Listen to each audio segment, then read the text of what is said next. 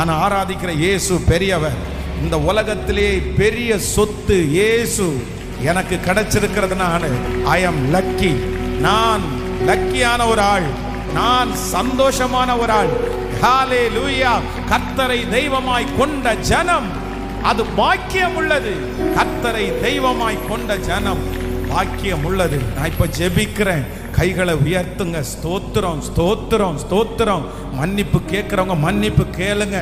ஆன்லைன்ல இந்த சத்தத்தை கேட்கிற யாரோ ஒருத்தரிடத்துல பேசுறாரு, பிரதர் இது நீங்க உங்களுக்கு கட்டின கட்டு, சிஸ்டர் இது நீங்க கட்டுறதற்கு நீங்க ஒப்பு கொடுத்த இந்த கட்டு, நீங்க தான் ஒப்பு கொடுத்தீங்க.